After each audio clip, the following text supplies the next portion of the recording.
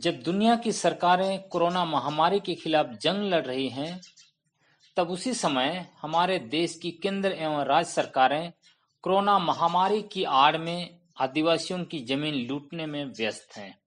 एक तरफ जहां कोरोना वायरस आदिवासियों की जान लेना चाहता है, तो वहीं दूसरी तरफ सरकारें उनकी जमीन।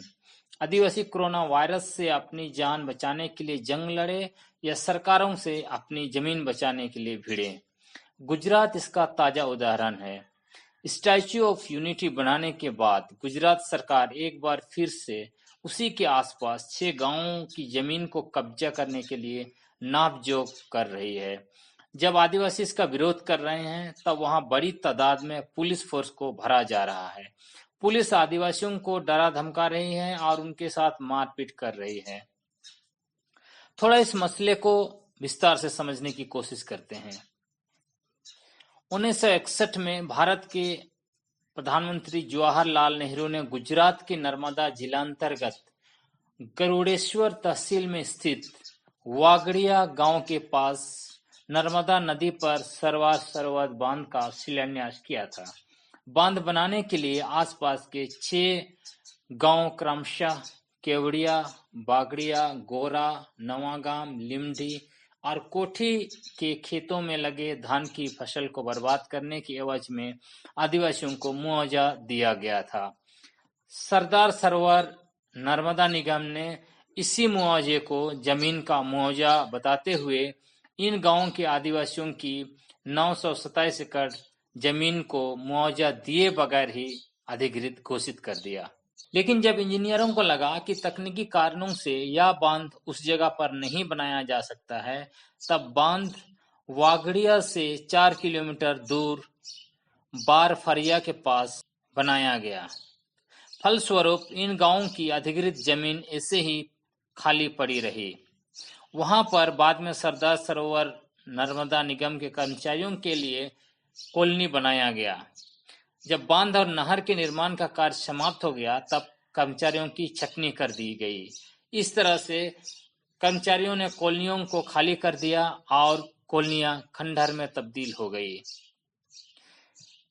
इसी के आसपास नदी के तटीय इलाके में आदिवासी रहते हैं और अपनी जमीन पर खेती करते आए हैं।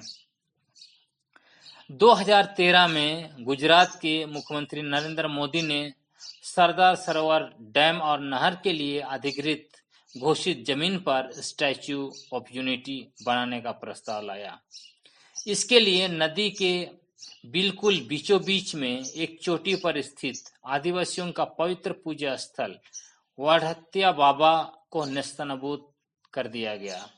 स्टैच्यू ऑफ यूनिटी को पर्यटन स्थल के रूप में बढ़ावा देने के लिए सरदार सरोवर नर्मदा निगम ने जिस जमीन को अधिकृत घोषित किया था, उसमें कई परियोजनाएं स्थापित की। इतना ही नहीं, निगम ने जमीन के कई टुकड़ों को निजी कंपनियों को बेचा, जो जमीन अधिग्रहण के मूल उद्देश्य के खिलाफ था। इसी बीच 6 गांवों के हितों की रक्षा हेतु गुजरात हाई कोर्ट में एक PIL डाला गया। इस पर सुनवाई करते हुए गुजरात हाई कोर्ट ने 1 मई 2020 को इसे खारिज कर दिया। इसके तुरंत बाद 2 मई 2020 से सरदार सरोवर नर्मदा निगम के कर्मचारियों के द्वारा जमीन पर फिर से नापजोक शुरू कर दिया गया। आदिवासियों ने इसका पुरजोर विरोध किया, जिसके खिलाफ पुलिस बल का निरंतर उपयोग किया जा रहा है। सबसे हैरान करने वाली बात यह है कि यह इलाका भारतीय संविधान के 5वीं अनुसूची के अंतर्गत अनुसूचित क्षेत्र के अंतर्गत आता है, जहां पेशा कानून 1996 लागू है, जिसके तहत ग्राम सभा की अनुमति के बगैर भूमि अधिग्रहण नहीं किया जा सकता है। ग्राम सभाओं ने भूमि अधिग्रहण के खिलाफ प्रस्ताव पारित किया है।